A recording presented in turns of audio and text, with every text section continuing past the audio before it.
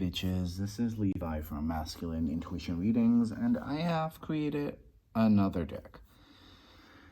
This deck has been a while in the making. I made this like really super quick, but my first test print was on Oracle-sized cards, 3.5 by 5 inches, and I loved that. But it was so expensive to get a test print of that even, that I was kind of like, shit, if I want to do this like in an affordable way, I'm going to have to do another Kickstarter, and I simply don't have room to store all that extra stock. So I was like, but I do want to keep creating, I do want to keep developing. So I thought, you know what, I'm going to reformat the cards just a little so I can print them on a smaller size. And that will actually prove to be freaking perfect because it's way more cost effective and you can take the deck with you on the go. The deck in question right in front of me is the Lunar Intentions Oracle card deck. It's a 44 card Oracle deck by Levi Smits. That would be me. And it comes in this cute plastic box that is super durable.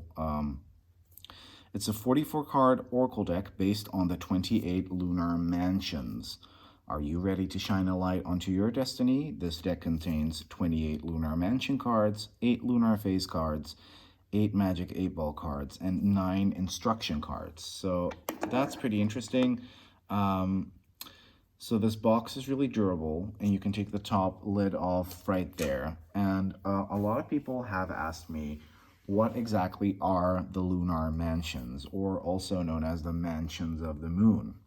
And it is basically ancient Arabic astrology, which can be found all over the Picatrix, but it's also found in some Hindu cultures where the Hindu religion is prevalent, such as India. But even within those old sources, every astrologer reads differently into it. There's not like one set thing of this is what all those lunar mansions mean. So what I try to do is, well, I'm already getting too much into the like deep, hardcore, esoteric, occult content of it all. So let's not do that. The lunar mansions are very similar to the zodiac signs and planets and houses in like regular astrology.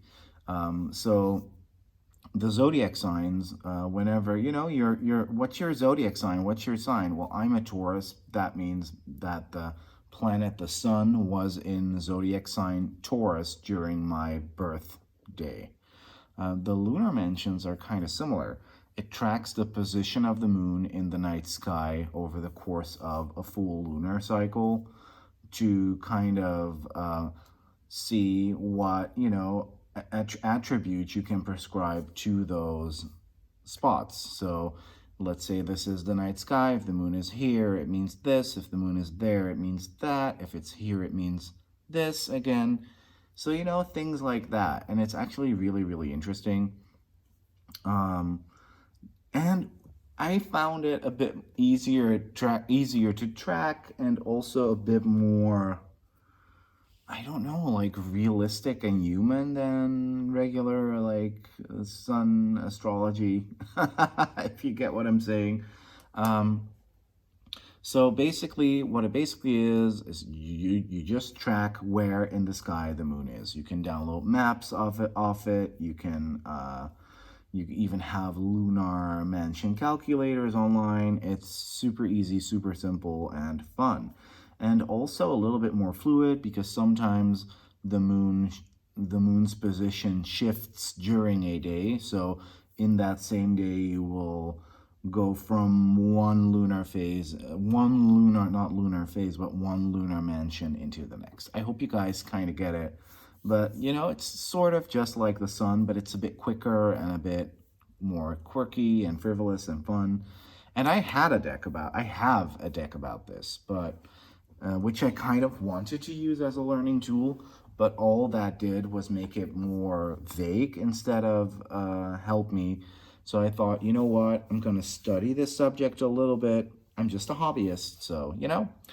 And so it's not like 100% foolproof and perfect and occult perfection, blah blah blah. It's just a hobby for me. So astrology purists, y'all can leave now because this may not be for you. But it is sort of a reflection of how I studied the mansions, and that is captured in this lovely. Look at this cute plastic container. Lovely little pocket-sized deck. So as you can see, we start off with some double-sided instruction cards because producing guidebooks is hella expensive, and I could fit all the information you need on 9 cards, and you can choose to keep them in with the deck or keep them separately. I also heard someone say, oh, gonna punch a hole through this and bind it like a little book. You can do that because there's enough margin room. You can do whatever the hell you want. I just keep all of them at the beginning, at the top. So we're gonna go through those first. Um, this is a box cover, and I kind of explain what the deck is about. And what's really interesting, on every card there is an illustration, and the lunar mansions weren't just used as a prophetic tool, but they were also used as a talismanic tool. So for example, I'm going to take this first card right here. If you wanted to light a fire under your own ass, you would, on that lunar mansion day, probably draw this talisman, or keep it with you, or I don't know, tattoo this talisman onto you to kind of imbue yourself and your life with that magic. So, or put it on your altar. These are not the original talisman. The talisman, what they should look like, were described in the Picatrix, which is like an ancient magic book, but they were like really, really weird, like a headless man wielding a sword, riding a 3-legged horse, stuff like that. So I wanted to kind of take without being disrespectful, wanted to take it out of the occult and into sort of a more modern, witchy pagan day. These talismanic images that I've chosen are either based either on the descriptions in the Picatrix or the constellations or zodiac signs that they are tied to, or also sometimes based on the plant that was used during a suggested suffumigation ritual for this talisman. And for this card, I actually chose the suffumigation ritual plant, which was Styrax, gorgeous flower. Maybe you should look it up. You could burn some dried Styrax on some charcoal in an incense burner during your magic ritual. So that's pretty cool. I'm not gonna like literally show you all these instructions cards, but I'm just sort of gonna read from them if you find that interesting, that is. So like I said, astrology purists might not necessarily enjoy all the creative liberties that I have taken, but I thought that in order for this to be usable and not another Lunar Mansion deck that nobody understands anything about, I thought I would like make it a little bit more easily digestible. And if you want to do these deep dives, you can. There's tons of books on this subject, and you know, just enjoy this deck for what it is. It's a tool that will sometimes ruthlessly illuminate your path towards the answer you seek. So just enjoy the ride. The structure of the deck is very simple. There's 28 Lunar Mansion cards. Those were those white cards that I just showed you the first of. Then there's a couple, and there's 16 black cards. Those are Lunar Face cards and Magic 8-Ball cards. So what you can kind of do is, for example, see what Lunar Mansion you're in today with this deck and an online calculator. It's very easy to Google, and kind of lay those cards down so you can kind of get a feel for the vibe of the day. Or you can just use it as a regular Oracle deck because the keywords were chosen to be usable. And You can also place the card of your choice on your altar during the time of that lunar mansion to kind of invoke that talismanic magic I was talking about. So there's also a pretty cool, two pretty cool spreads in here. And then there's all the card meanings. And I also included a quick lunar phase cheat sheet over there.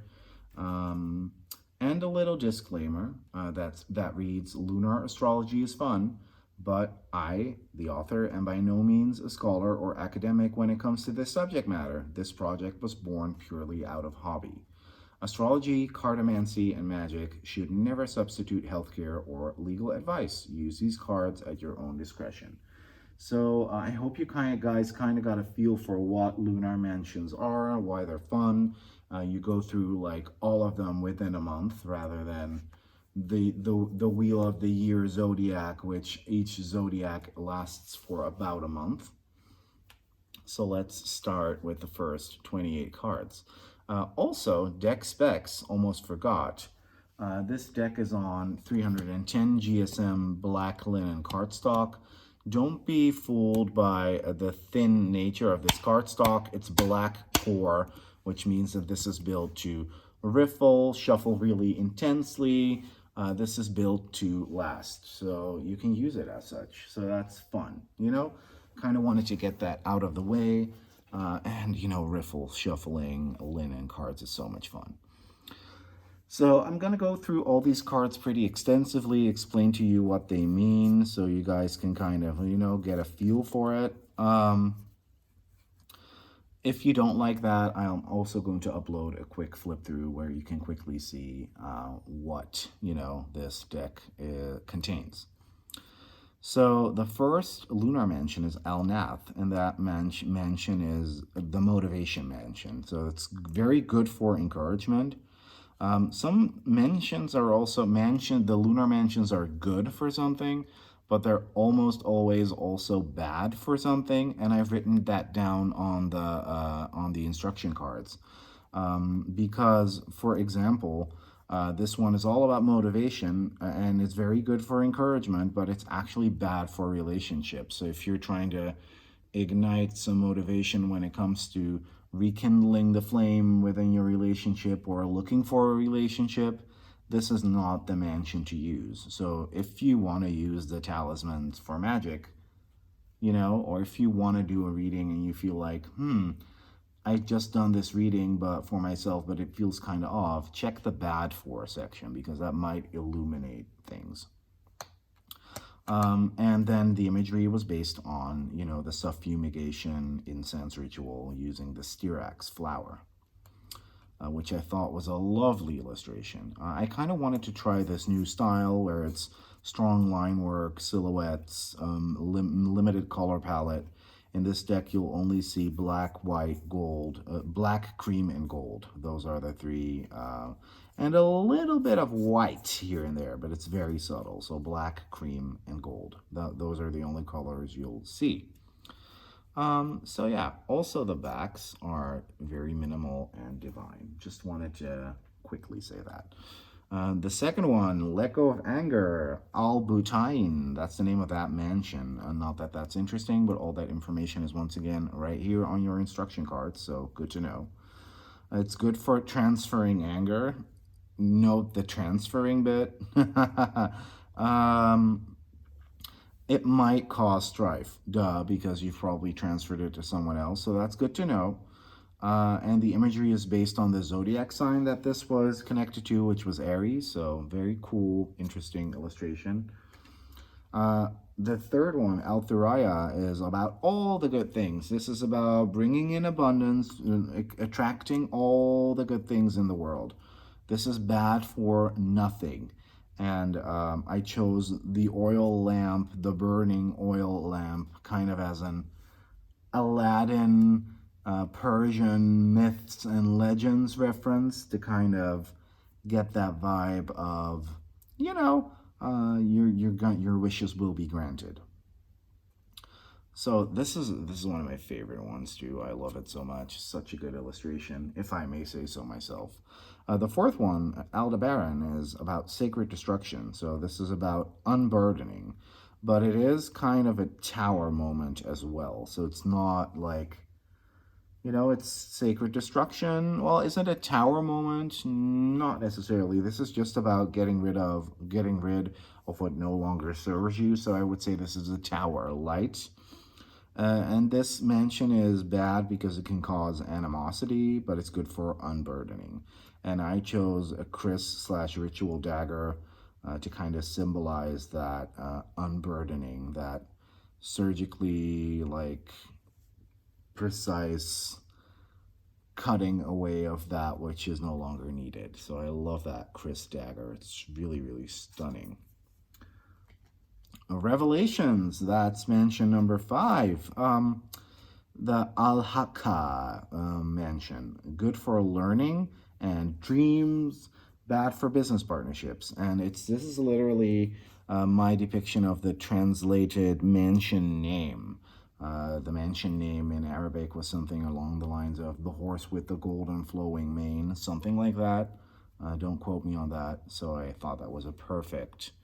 I did find that weird sometimes. Sometimes the mansion name and the Picatrix symbology talisman stuff didn't didn't connect for me at all. But this name I thought was very gorgeous. 6, cultivating love. So that's good for romance and friendship, bad for planting and healing. And this is literally the translated mansion name and zodiacal association combined. So I think these fishies are really cute. 7th mansion, Aldira, is all about increasing profit. So it's good for money and trade. However, it's not good for buying property. So if you're like, I'm gonna increase profit on, the selling or buying of houses, blah, blah, blah. That's not what this is good for. So that's why it's always, not necessarily in readings. I feel like you can free flow with this fine. But when you're using it as a talisman on your altar or keeping it on your body as, you could easily stick a card in your inside pocket or in the pocket of your jeans or whatever. You need to know what it's absolutely not good for in order for you to make informed decisions. So yeah, but obviously I chose crystals. This is supposed to resemble citrine for that abundance, that monetary gain. Then we got a victory, number 8, Al-Natra. And I do realize that I may sometimes not pronounce these Arabic mansion names right, or I might not pronounce them altogether, but, this is just a video for funsies. Victory is good for winning. So, if you want to win something, great. Not good for partnerships. So that's good to know. And I chose an eagle feather kind of as a Picatrix reference. So there are Picatrix references sprinkled throughout. 9, Altarf for protection. So this is good for deflecting attacks. So that's what this is amazing for. It's bad for anything else. So literally when you feel like you are about to be under attack, this is the one you want to pick. But it's not necessarily good for anything else. And this is literally the translated mansion name for the imagery. I thought this looked really, really dope. Really cool. Another favorite, 10, Aljaba, convalescence. This is great for recuperation, relaxation, but bad for travel. So if you want to use this like to kind of manifest your dream vacation, probably better not to do it, but it's more like for kind of the star hermit chill relax mode moment. And that's why I chose the star from the tarot to kind of signify that renewed hope, refreshing relaxation. Authority, which is another like awesome one. I really enjoyed the simplicity of these illustrations, and believe me guys, this may all seem really easy, but getting an interesting yet aesthetically pleasing simple image like this is really difficult. Al-Zubra, that's what this mansion is, and it stands for authority because it's good for dealing with authoritarian figures. So if you want to get something done from your boss or your manager or whatever, the big man upstairs, whatever, you're kind of dealing with them and you're kind of negotiating maybe things with them.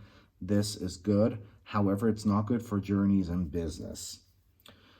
Um, the imagery is royal, majestic deer antlers signifying authority, and I love that symbolism personally. 12, really cute. That's Alsarfa, prosper, and it's good for growing crops. Bad for love and employment, and obviously the sprouting seed signifies the growing crops. 13, yay! I love this one too. Al-Awa, sex and sensuality. It's good for sexy shit, and it's bad for absolutely nothing. So this is very much about the lavish, sexy life, Netflix and chill times. I chose a sort of a matching peacock animal symbology because that animal does have a sensuality as one of its properties. Alcimak is the separation mansion. It's really good for driving people apart. And this may sound very mean and very non-love and light, but that's what magic was all about. Sometimes even to this day still is all about, but we don't really allow that in our magic spaces because everything has to be for the highest good and, you know, surrounding yourself in a circle of white light. But you know, like even if you look at older folk magic, like slightly older, like still pretty modern actually compared to this even, folk magic is always about finding love, finding money, finding work. And it's also about destroying love, destroying other people's possessions, and destroying other people's lives. So either it's very protective or very baneful. And, you know, in readings, you can use this separation as, you know, as however you wish. But in magic, this is very much about driving people apart. It's bad for sending mixed signals. So if you're playing a hard to get game, this is not it. And I chose the weeping eye symbol because I thought it was very apt. And this is cool. I really like, I really enjoy this deep dive. I think it's really cool to do this with y'all. Al-Ghafr is all about influence, and it's good. So it's good for acquiring goodwill or destroying reputations. So very much, it's very good for exerting influence over the situation, however you want. So that's good to know. It's bad for journeys and marriage, and I chose the key because to me that is a symbol of control. You see it in the Hierophant card very often as well. In the tarot, it's a symbol of, you know, a symbol of the key to knowledge, and once again, a very simplistic image that I really enjoy. Oh, the little mandrake. 16, the curse. Al-Zubana. This is also good for cursing and destroying others because, you know, back then that is what we did. It was very an eye for an eye. It was very tit for tat. There was no highest good and no love and light. And sometimes, you know, you may want to do that. Obviously, in a reading setting, I would read this as, because this is all very much from the perspective of you. So it's not about other people trying to curse you. No, this is you doing the cursing. So if this comes up in a reading, this is a very interesting, you know, if this were to come up in a reading, it would be interesting for me personally to kind of think about where that anger lies and why it makes me want to curse other people. So interesting. So it's good for cursing and destroying. It's bad for everything else. And I chose the mandrake root because it's known for its use in baneful magic. So I thought that was an apt image as well. 17, Iklil, repel thieves. This is for protection against thieves, also intellectual property, and it's bad for relationships and work. And for the imagery, I chose the hand of Fatima because that's a worldwide known symbol for protection, kind of. So that's pretty amazing. Now we are actually at the tower moment. So The Al-Kalb is all about radical renewal. Number 18. Radical renewal sounds really cool, but so it is really good for shedding your skin and sort of like it is very much the the rude surgical operation before you can experience your the star moment.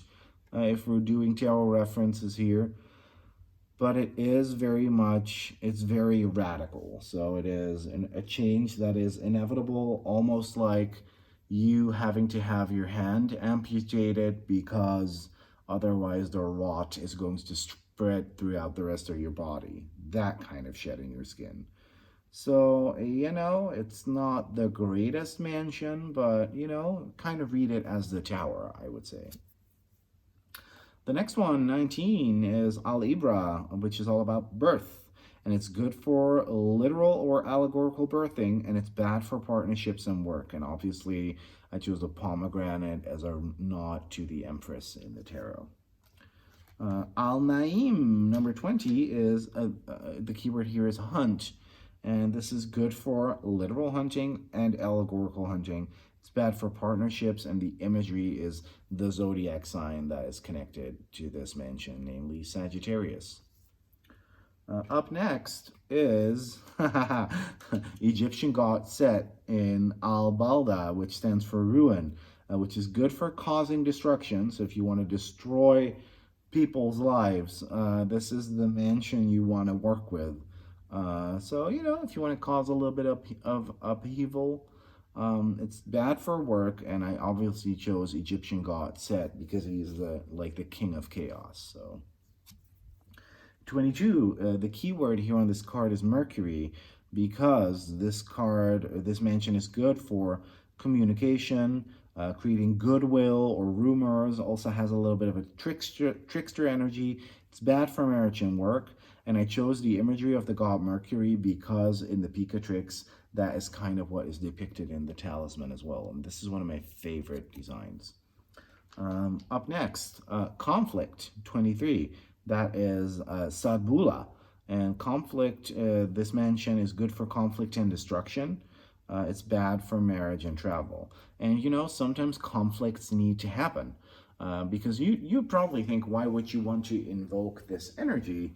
Well, because sometimes, when you feel a storm's a coming and it's not coming, it becomes really unbearable outside and inside if you don't have AC.